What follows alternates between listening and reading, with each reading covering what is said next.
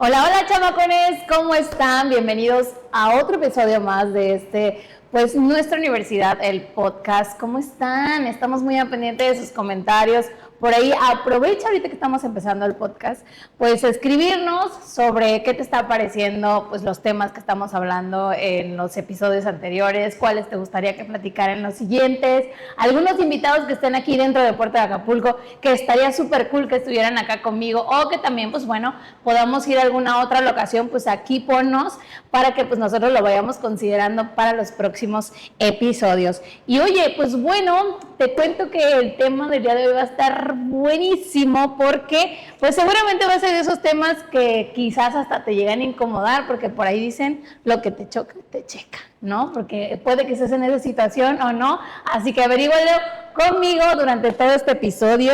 Y bueno, vamos a estar hablando precisamente de todos estos tipos de relaciones, ¿no? Que han ido cambiando a lo largo del tiempo. Pues por ahí podemos escuchar el ghosting, por ahí podemos, algunos que tuvieron relaciones a distancia, otros que tienen como estas relaciones abiertas. Pues bueno, de todo esto vamos a estar hablando el día de hoy, chamacos.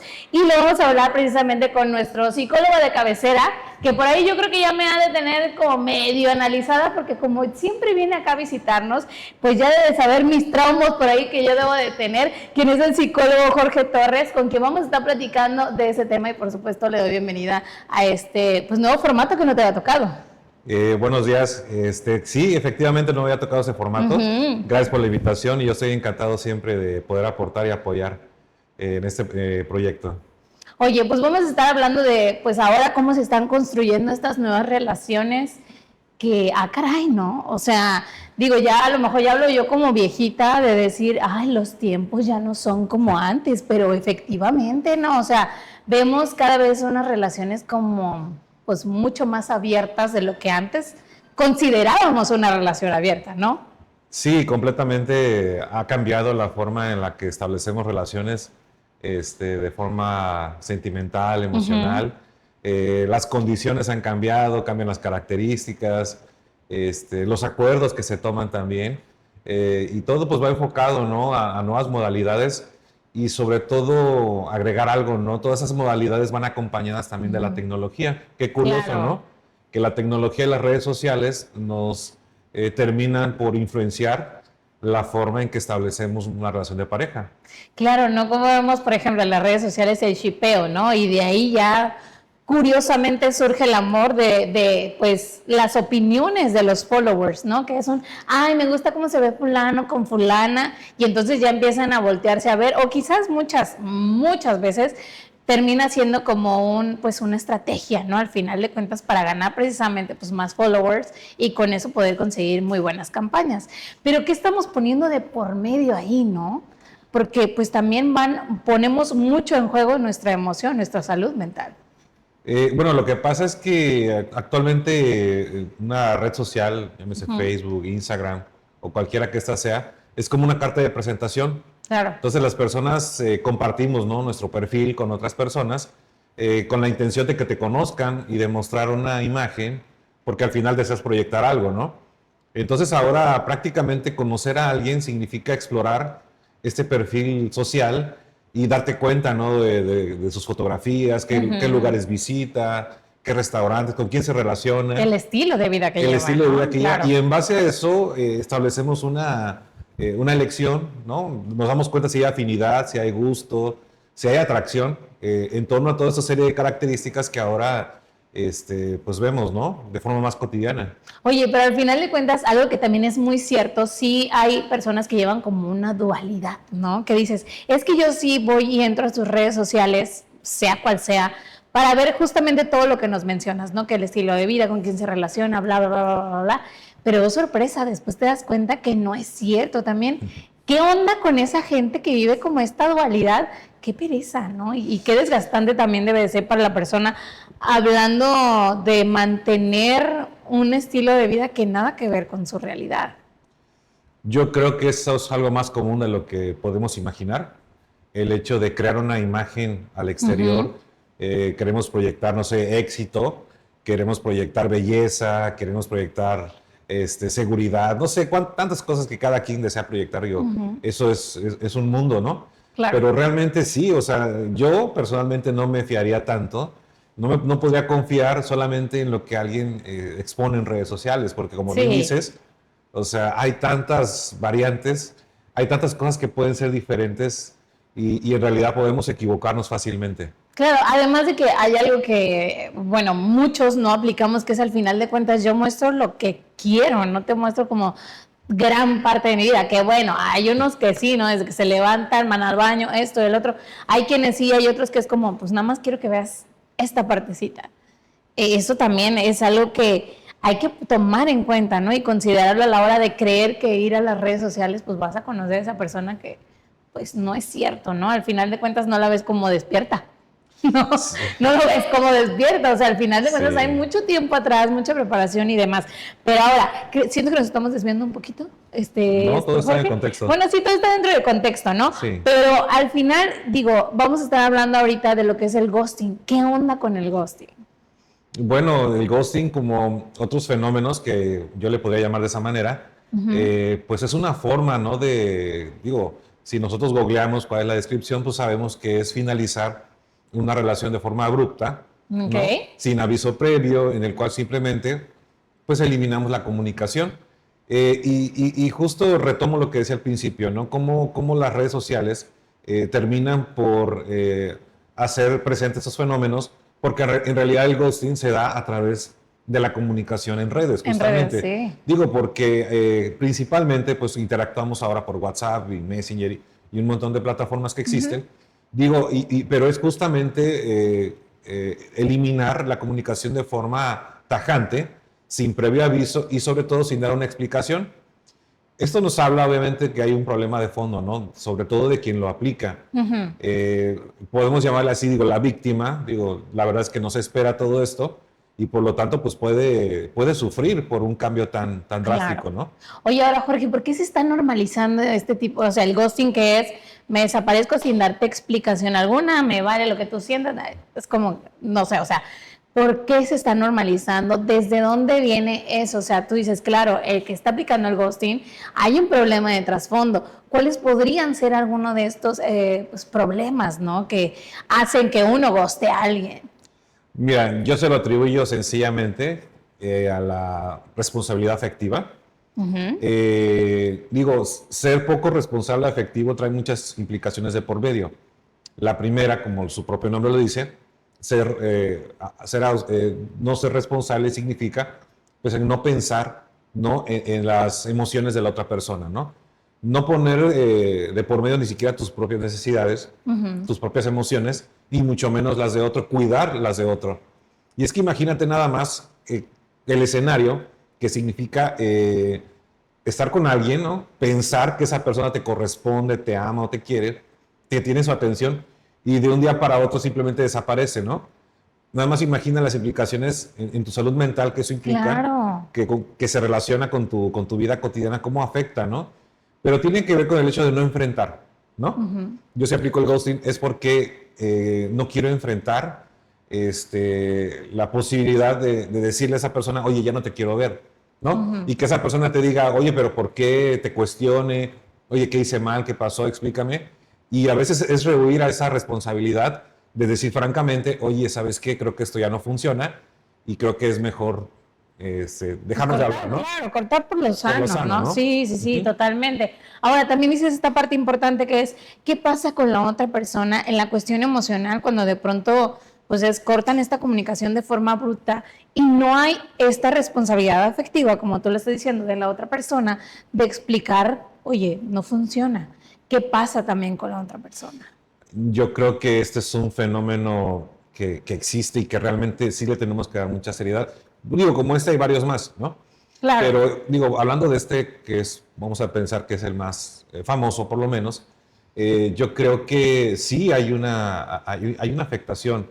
Te puede generar ansiedad, te puede generar confusión, te puede generar obviamente tristeza y, ¿por qué no?, depresión, porque de pronto pues hay muchos cuestionamientos. Mira, cuando finalizas una relación en la cual no hubo una explicación de por medio, hay muchos cuestionamientos que tú como persona te haces a ti misma o a ti mismo. Te puedes pensar, es que no hice bien, Claro. no soy suficiente. Responsabilízate completamente, exacto, ¿no? Y ¿no? cuando no es así, a lo mejor, o la gran mayoría de las veces. Entonces, toda esa confusión y todo ese cuestionamiento hacia la situación, Ajá. pues obviamente termina por repercutir en tu estado de ánimo, ¿no? Y muchas veces todo esto, pues, puede, como lo decía, puede incluso desencadenar una depresión y cambios en el estado de ánimo de la persona. Claro. Definitivamente, digo, tristemente, es algo que cada vez se hace más cotidiano, porque es muy sencillo cortar con alguien simplemente bloqueándolo de tus redes. Y ya. Y ya. Fácil. ¿No? Digo, cuando es una persona que a lo mejor convives en el trabajo o en la escuela con ella, pues puedes pensar que es un poco más complicado. Pero cuando no hay un contexto en el cual esas personas se encuentren de forma casual, pues es súper sencillo agarrar el teléfono y se acabó, ¿no? Sí, claro. Digo, completamente es una falta de responsabilidad, una falta de ética, incluso lo llamaría de esa manera, ¿no? El no ser franco con una persona y digo, si tuviste el ánimo y la intención de vincularte con esa persona, yo creo que al final lo mínimo que esa persona puede merecerse es ofrecerle una explicación, aunque sea breve, pero decirle, oye, creo que hasta aquí llegamos y pues te agradezco, no sé qué le quieras decir. Sí, claro. Pero vaya, siento que eso forma parte de una integridad personal en la cual tenemos que asumir en un determinado momento. Claro, y como tú dices, ¿no? También pensar en otra persona, a lo mejor si yo ya tomé la decisión de terminar la relación, sí decir, bueno, o sea, yo sé que esta decisión mía le va a afectar más a la otra persona que a mí, quizás, pero pues hay que tratar de dejarle como las cosas lo más claras posible, porque al final de cuentas ya va a sufrir la ruptura, pero también entonces va a sufrir el hecho de estar overthinking, ¿no? Como, ¿pero qué? ¿Pero esto? Entonces fui yo, ¿qué pasó? O sea, el estarte preguntando y sobrepensando en las cosas todo el tiempo te mata. O sea, y es desgastante y es horrible, ¿no? Porque yo creo que todos en algún momento, no quizás en un tema de una ruptura o de una relación, pero sí de algún otro, pues, problema, ¿no? De la vida, que todo el tiempo estás piense y piense y piense y piense y piense y no eres feliz. Y entonces te mata la duda. Y yo creo que lo mínimo que podemos hacer es, oye, por esta y por esta razón creo que ya no podemos funcionar. Chau, bye, que te vaya bien, ¿no? Sí. Ahora, Jorge, también hay otro tipo de relaciones en el que no desaparecen, pero regresan, pero tampoco se quedan, pero tampoco te ofrecen como una muy buena relación. ¿Qué onda con estas personas que es quiero que estés aquí, pero tampoco quiero que me estés, pero sofocando, pero tampoco te quiero ver con alguien más? O sea, ¿qué onda? Sí, y creo que partimos más o menos de lo mismo, ¿no? Yo creo que aparte de la responsabilidad afectiva, creo que también tenemos que hablar de una madurez emocional. Pero fíjate que tenemos que explorar más atrás. Cuando una persona hace eso, ¿por qué lo hace? Tenemos que explorar mucho más atrás. A lo mejor es una forma de la persona de lidiar, ¿no? Con ciertos conflictos, porque a lo mejor sus estrategias de afrontamiento o no las tiene o carecen, ¿no? de algunos elementos, ¿no? Probablemente provienen de situaciones afectivas en casa muy similares, en donde probablemente hubo abandono constante, donde alguna figura importante como papá o mamá no estuvieron presentes. Vaya, es un problema de fondo que se observa en la personalidad. O sea, es decir, que una persona que hace eso es una persona que trae detrás, ¿no? Mucho rollo, otros comportamientos, otras conductas que tienen que ver en la forma en que aprendió a establecer relaciones, pero no en ese momento, sino atrás. Digo, repito, todo comienza desde el núcleo familiar, ¿no? Cómo en casa se dio esa figura mamá, papá, cómo papá y mamá gestionaban, ¿no? sus conflictos, cómo yo aprendí en la secundaria, ¿no? A lidiar con mis conflictos en la escuela. Vaya, todo eso es un proceso que al final da como resultado que yo como adulto no sea capaz de ser una persona congruente, ¿no? En mis acciones. Claro, totalmente. Oye, y ahorita eso que nos compartes, que al final todo viene a recaer en el núcleo familiar. O sea, y que al final de cuentas, que aunque es algo que se sigue hablando, ¿no? Dentro de, pues en la mesa, ¿no? Como ya lo decimos, ya es un tema que se toca en la mesa. Todavía podemos ver personas que vienen con heridas desde muy pequeños y que al final de cuentas, como hoy lo dices, ya de adultos afectan sus relaciones, ¿no? Y al final, si con la otra persona que tú estás, ella está súper bien, no tuvo broncas en su núcleo familiar, la terminas afectando, o sea, termina pagando los platos rotos de algo que, pues, nada que ver, ¿no? Entonces, ¿qué onda también con los núcleos familiares? El querer repetir como estas conductas, este tipo de relaciones. ¿Cómo podemos desde ahí empezar a decir, ok, necesito cambiar? Porque al final de cuentas ya estamos hablando de personas precisamente adultas. ¿Qué tan difícil puede ser esto? Mira, ¿qué tan difícil puede ser? Lo es, ¿no? Yo lo que creo siempre, digo, y te lo digo ¿no? como psicólogo, obviamente, yo creo que quien aplica, vamos a pensar en el ghosting de nuevo, quien aplica el ghosting, tanto el que aplica como el que es víctima, yo creo que ambos sufren. O sea, yo cuando aplico el ghosting, yo también sufro. Vaya, es ilógico pensar a lo mejor que quien aplica el ghosting no está sufriendo. Obviamente está sufriendo. Lo que pasa es que no lo canaliza y no lo procesa de una forma adecuada. Pero claro, que está enfrentando estrés, está enfrentando ansiedad, claro que le genera malestar hacerlo, pero sin embargo, elige esta forma porque es un poco más sencilla que simplemente hablar. Claro, que estarlo dialogando, ¿no? Enfrentar la situación. Claro, pero como te comentaba, mira, pensemos en los tipos de crianza. Vamos a hablar un poquito de los apegos en la crianza, ¿no? Esta parte que suele ser muy interesante de cómo fuiste criado en tu casa, ¿no?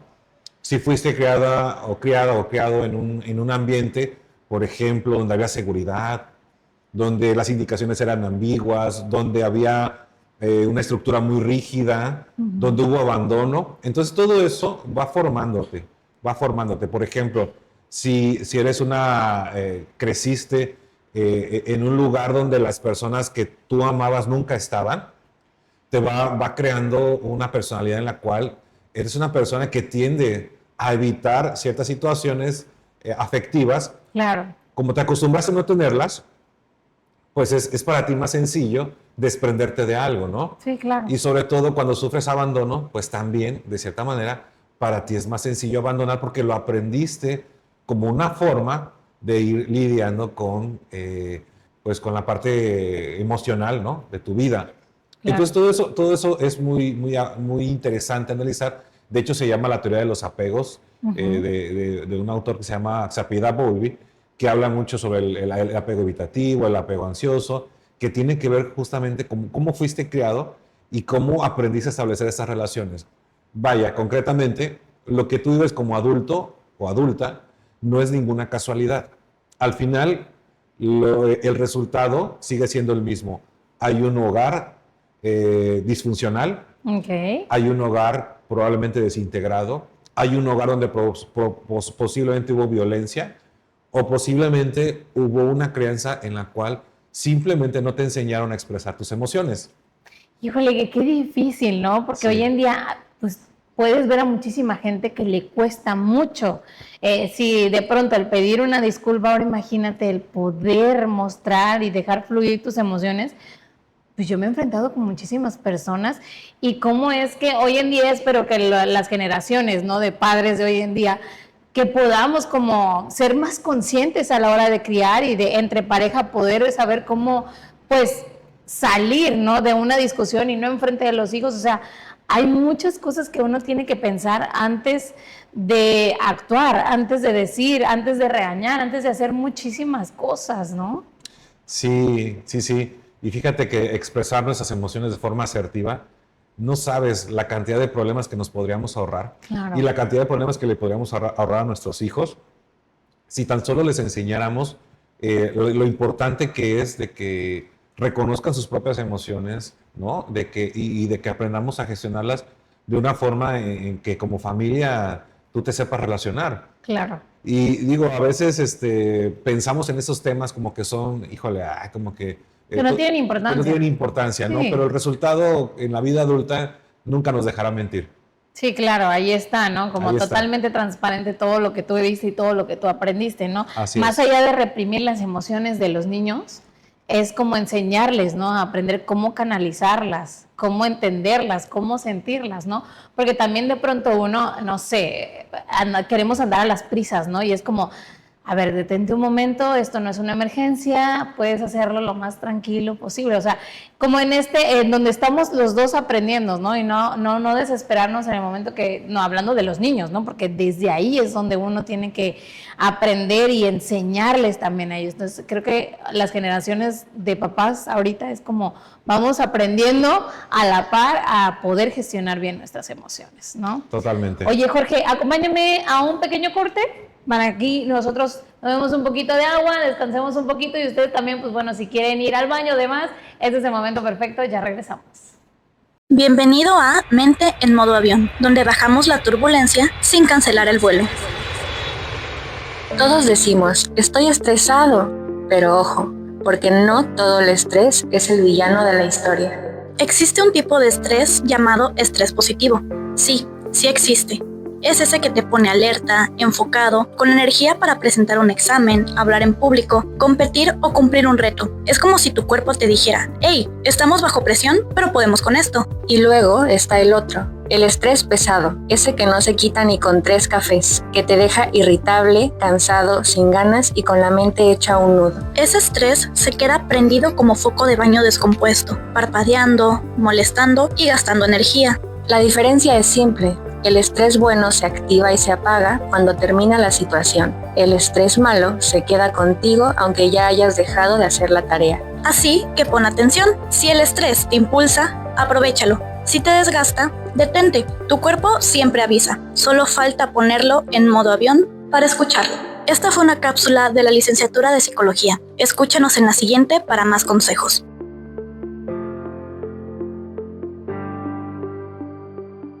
Hey, pues ya estamos de regreso y oigan, ahora vamos a hablar de un tema que es sabroso, ¿no? Sabroso porque es el poliamor, unos están de acuerdo, otros no podemos estar de acuerdo, pero ¿qué onda con el poliamor, Jorge?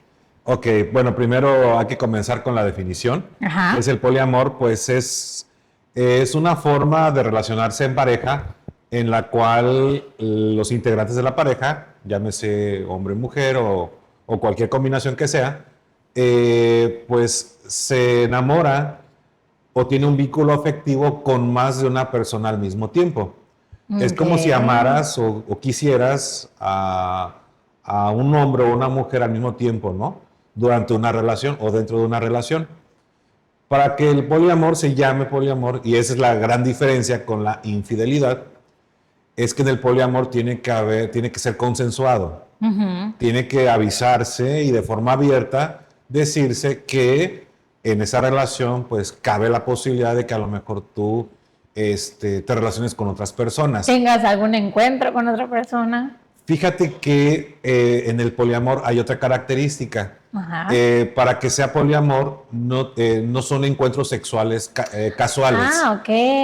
O sea, es más un rollo afectivo. Exacto. Entonces, no es meramente sexual. Es sexo afectivo, es decir, que hay sexo, pero tiene que haber un vínculo afectivo. O sea, si no hay un vínculo afectivo como tal, no se puede llamar poliamor. Okay. O sea, a pesar de que haya sexo, pero tiene que haber un vínculo sentimental. Sí, claro. Entonces, esas dos características, que tiene que haber un vínculo sentimental y que tiene que haber un consenso con la pareja, es lo que define el poliamor. Qué fuerte.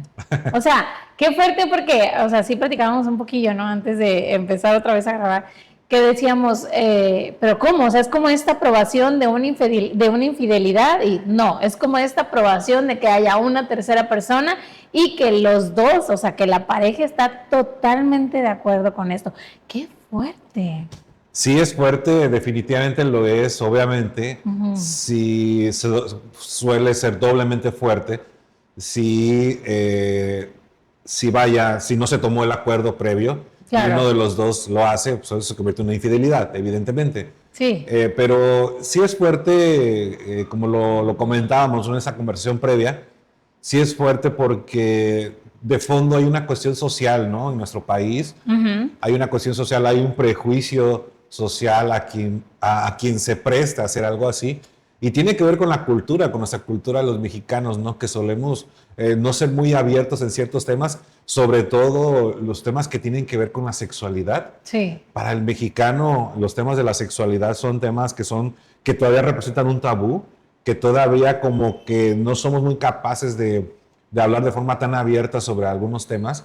Y creo que este es uno de estos temas en los cuales los mexicanos no solemos fluir de una forma tan natural porque estamos influenciados por la religión, por la cultura, en la cual el papel de hombre, mujer, del matrimonio, de la familia, como que son conceptos que están arraigados en la sociedad.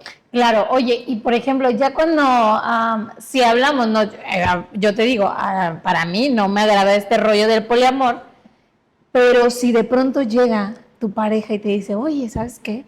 ¿Qué tal si así, tris, y metemos a una tercera persona y yo no estoy de acuerdo con esto?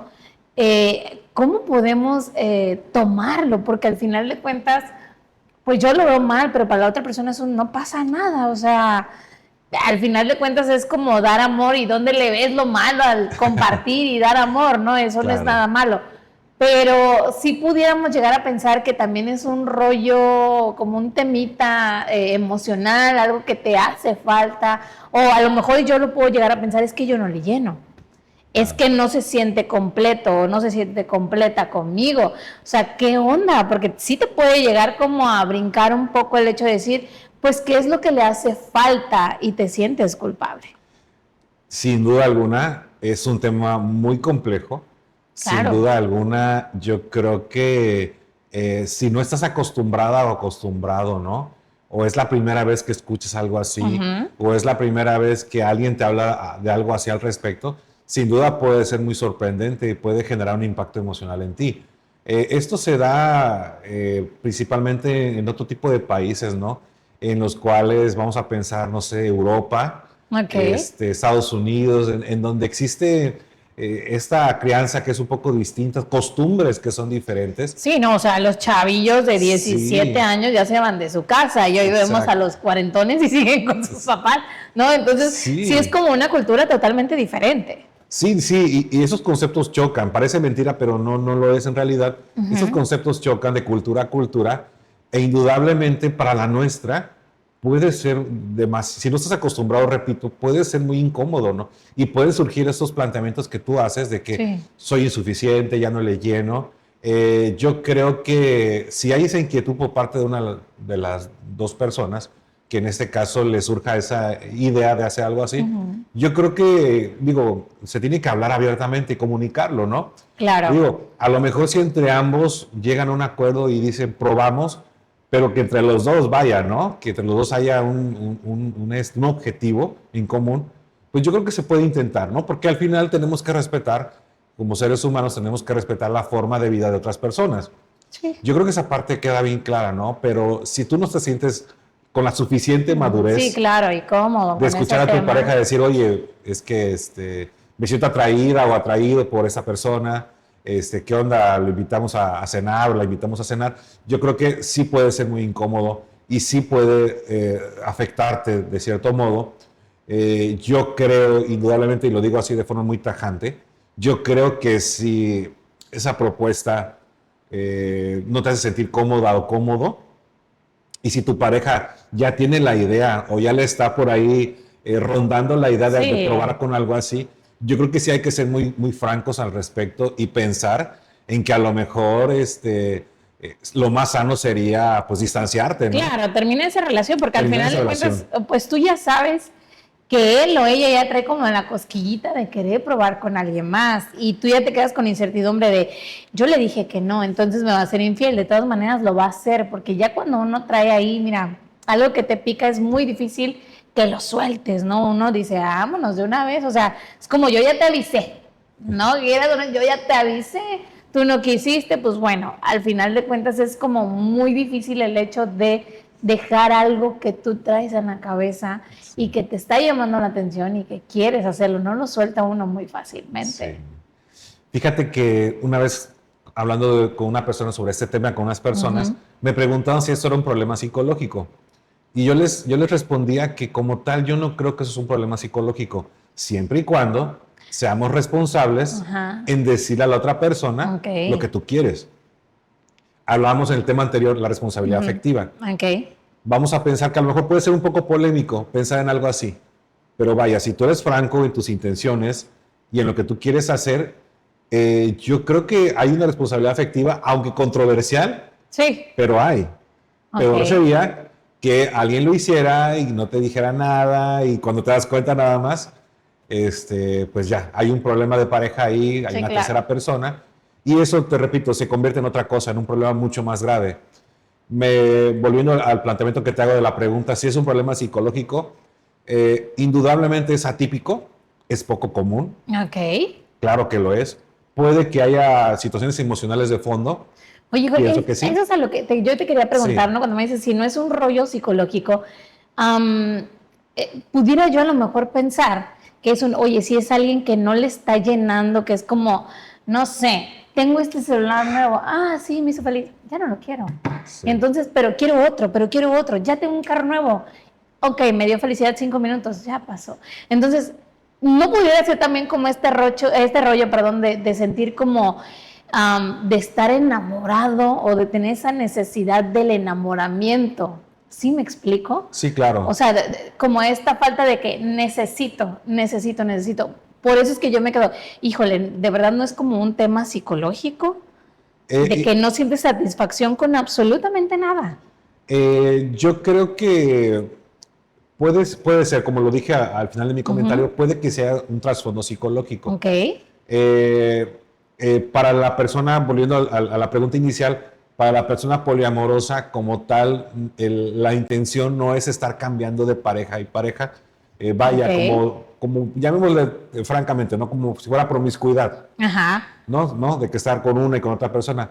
Es más establecer relaciones afectivas sentimentales por otra persona. Digo, puede ser una, dos o tres personas, pero vaya, la intención, al menos en este concepto, la intención es clara, o sea, desarrollar afectivamente por algo.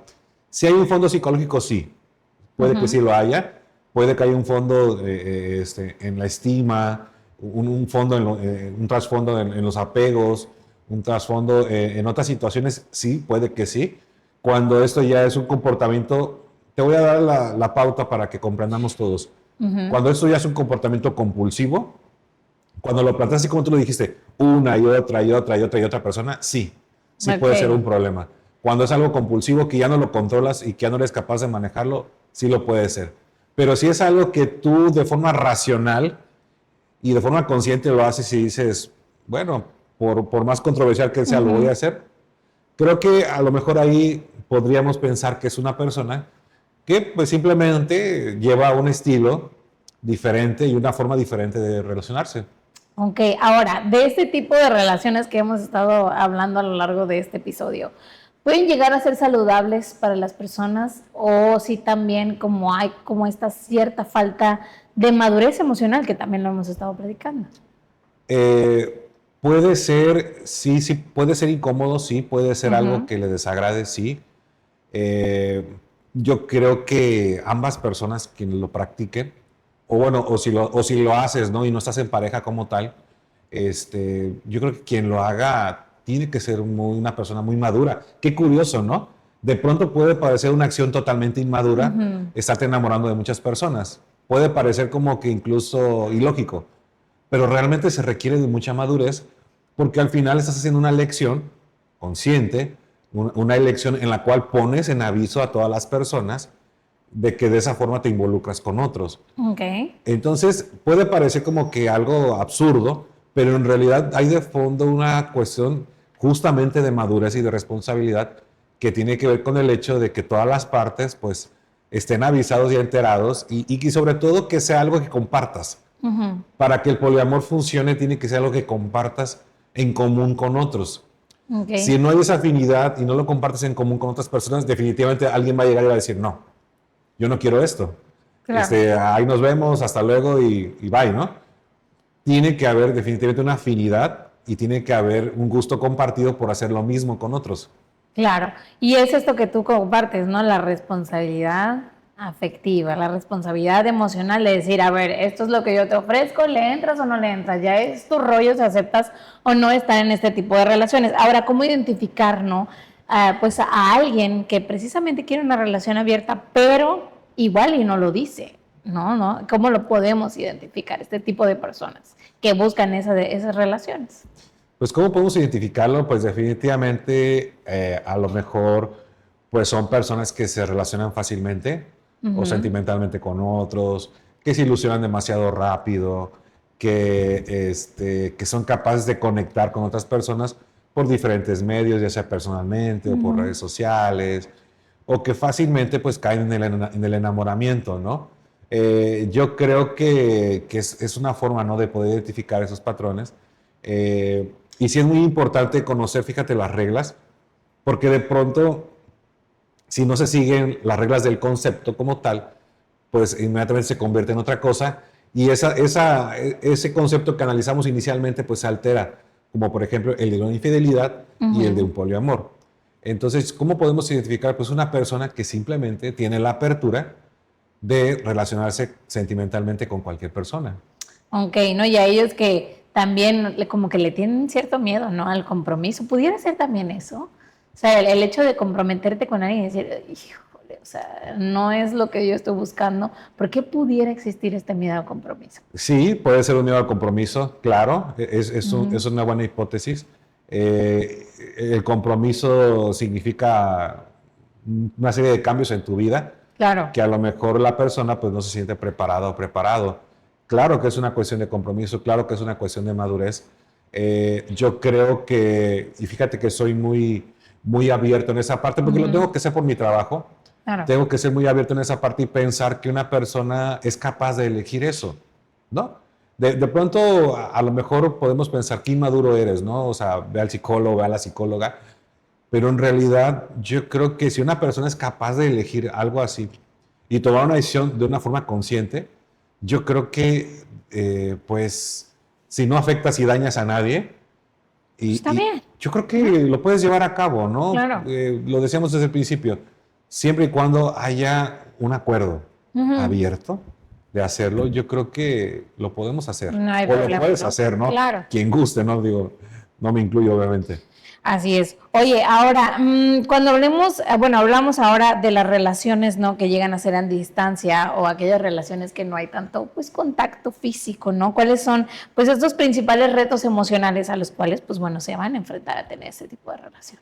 Creo que el principal reto de las relaciones a distancia es la falta de contacto físico. Una relación se retroalimenta del contacto físico, y de pronto no se trata de romantizar la relación, pero en realidad una relación se nutre pues del contacto, del contacto persona a persona, de la convivencia, de la comunicación, de todo, pues de cubrir esas necesidades que tu pareja pues suele tener que cubrir, ¿no? Yo creo que la mayor dificultad es eso, la falta de interacción, y esa falta de interacción evidentemente genera un desgaste.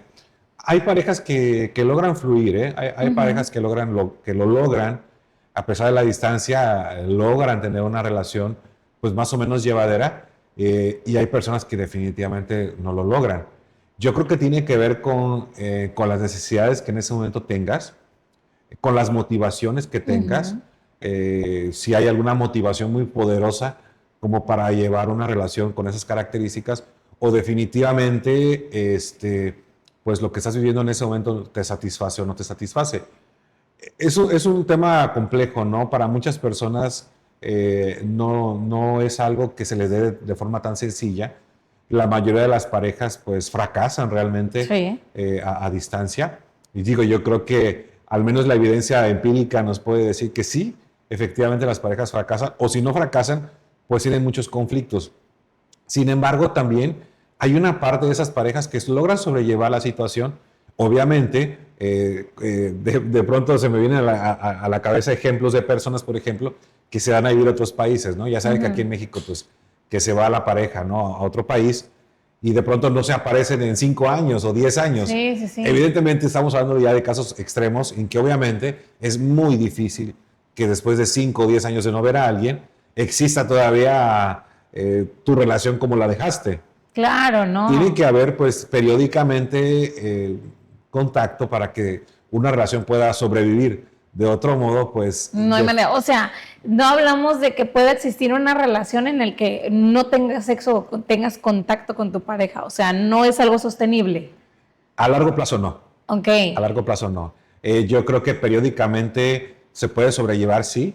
Si hay un interés, si hay un entusiasmo, si hay una intención de cada cierto tiempo verse, de planear, no convivir, Pero sí, de pronto, ¿no? Que ya saben, ¿no? Que el marido se fue a Estados Unidos y después de 10 años regresa y pues obviamente... Sí, no hay manera. No hay manera. O sea, ¿no? el cuerpo te lo pide, ¿no? O sea, el Las cuerpo necesidades, pide. sí. No, claro, son las necesidades, Sí. o sea, sí o sí del cuerpo de tener contacto. Ahora, ya para finalizar, Jorge, ¿no? Más allá de cualquier tipo de relación que, bueno, pudiéramos llevarnos 3, 4, 5, 10 episodios hablando y desmenuzando Sí. de cada uno de los tipos de relaciones que van surgiendo, ¿no? Hoy en día, ¿cómo pudiéramos decir, pues sí, cómo pudiéramos llamar, pues una relación sana? O sea, decir, güey, tengo una relación sana, ¿cuál sería este tipo de relación? O se va a ajustar a cada quien, porque pues, decimos, a lo mejor, hay quien está de acuerdo con el poliamor y es un, güey, yo llevo una relación súper sana, ¿Sí? porque yo no estoy esperando alguna infidelidad, estamos en mutuo acuerdo. A lo mejor tú, que pues nada más tienes una pareja, pues tú estás con la duda a ver si te ven la cara, ¿no? Entonces, a ver, ¿tú qué opinas respecto a esto? ¿Cuándo pudiéramos decir que tenemos una relación sana? Mira, me gusta cómo lo dices, ¿no? Porque ciertamente así más o menos de forma resumida funciona, ¿no? Ok. Yo creo que, mira, yo creo que no hay recetas para el matrimonio, para una relación de pareja. No hay recetas en la cual todo funcione o todos tengamos que hacer lo mismo. Claro. Pero sí creo que hay claves que nos van a ayudar a llevar una mejor relación. Yo creo que la principal y puede ser la más trillada de todas, indudablemente es la comunicación. Claro. Evidentemente la comunicación Comunicación asertiva. asertiva, una Claro. comunicación abierta Ajá. entre la pareja. Yo creo que eso puede marcar la diferencia en todo. Indudablemente la comunicación. Y hay valores que nunca debemos de perder, ¿no? El respeto, la comunicación, que son, creo que yo llamaría algo fundamental. Yo creo que el éxito o no de una pareja depende también de las expectativas que esta pareja tenga. A lo mejor para ti el éxito como pareja va a ser, no sé, comprar una casa, ¿no? Una mansión. Y a lo mejor el éxito como para pareja, para otra persona puede ser a lo mejor convivir en familia o no sé, ¿no? Hacer un viaje a otro lugar. Sí. Vaya, esas expectativas, sí, algo que tiene que ser muy importante, tiene que haber expectativas en común, proyectos en común, tiene que haber ideologías en común, tiene que haber acuerdos y sobre todo la comunicación, ¿no? Sí. La pareja funciona de una forma tan compleja de una a otra, a lo mejor lo que, como bien acertadamente dices, lo que puede ser para unos, el poliamor puede ser un sinónimo de salud mental, para alguien va a decir, oye, qué loco está, ¿no? Qué loca Claro. está. ¿Cómo permite eso? Indudablemente en esa parte que incluso puede asociarse con la moral, y hablar de moral, bueno, ese sería otro programa, como tú Sí, dices. claro. Pero yo creo que las expectativas tienen que ir en relación a mejorar nuestra relación, a mejorar nuestra comunicación, a mejorar y tener acuerdos en común, a tener expectativas en conjunto y motivaciones en conjunto. Y creo que eso agregaría una buena vida sexual también. No se habla mucho, o a veces suele ser como que el tema sexual algo que no se quiere hablar, pero claro que la parte sexual, Claro, es la parte importante. económica, Sí, sobre todo, ¿no? la parte económica es muy importante. No hay que romantizar el hecho de que pues todos tenemos necesidades económicas también. Creo que en conjunto todo eso puede ayudar a tener una buena relación. Claro, ¿no? Y creo que hay muchas otras, ¿no? Que pueden llegar en acuerdos, ¿no? A lo mejor eso es como algo que quisiera yo aportar, que a lo mejor los acuerdos que tú tienes con tu pareja no pueden coincidir con las mías, pero si a ti te funciona y se la pasan a toda madre ustedes dos y los dos están felices, chingón, ¿no? Y así, ¿no? No precisamente tenemos que coincidir mis acuerdos como pareja con mi esposo o tus acuerdos con tu esposa, ¿no? Creo que lo que le funcione a cada quien y que los dos estén de acuerdo y que los dos estén felices, podemos hablar de una relación sana. No podría estar más de acuerdo con ese punto, así tal cual como lo dijiste, pero sin duda alguna tiene que haber un acuerdo entre los dos. Claro. Tanto para tener o no más personas o como para hacer, no sé, comprar cualquier cosa, Sí, sí, un objeto, tiene que ser algo que entre los dos se acuerde. Si entre los dos hay acuerdos en común y los dos se sienten cómodos, sobre todo, porque mucho ojo ahí, puede que haya acuerdos, pero a lo mejor uno de los dos lo hace y dice, bueno, está bien, ¿no? cedes, ¿no? Ajá, Y claro. dices, Que bueno. es totalmente diferente el ceder a compartir, ¿no? Claro. Ese mismo, pues esa misma opinión, ese mismo acuerdo. Claro, una cosa puede ser que lo hagas por complacer a tu pareja, Ajá. pero no te sientes cómoda o cómodo, y otra cosa es que diga, ok, va, perfecto, lo hacemos Sí. de esta manera, ¿no? Claro. Entonces, todo eso yo creo que nos puede ayudar a tener por lo menos una relación más llevadera, Ok. más sana, pues claro que sí, pero sobre todo pues que te sientas más cómoda o más cómodo, ¿no? Perfecto, pues muchas gracias, Jorge, siempre es un placer Sí, gracias. platicar contigo, la verdad es que me encanta, Gracias, se va el igualmente, tiempo para de mí. volada y sobre todo cuando hablamos de estos temas que sin duda alguna decías, ¿no? El poliamor genera cierta controversia, hay otros que están de acuerdo, hay otros que no, y por supuesto que queremos ustedes que también opinen en los comentarios. ¿Ustedes qué opinan? ¿Cuáles consideran que sería una relación sana? ¿Están de acuerdo con el poliamor? ¿Están de acuerdo con una relación abierta? Bueno, hablamos de muchísimas cosas, Sí, ¿no? muchos ¿Qué temas. onda? Pero bueno, aquí déjenos en los comentarios, muchachos. Jorge, muchísimas gracias y espero tenerte pronto por acá. Ojalá que sí, yo soy encantado siempre de venir aquí contigo. Perfecto. Oigan, pues yo les espero en el próximo episodio de nuestra universidad del podcast. Ya saben, llénenos de comentarios, preguntas y demás. Si quieren a Jorge otra vez aquí conmigo, pues bueno, díganos aquí también y sobre qué tema les gustaría que estuviéramos platicando con él o con cualquier otro invitado que les gustaría pues que estuviéramos aquí pues en este estudio, o si no, ya les dije, también pongan propuestas de locaciones donde les gustaría que estuviéramos visitando. Yo soy María Laguna y nos vemos hasta el próximo episodio. Bye bye.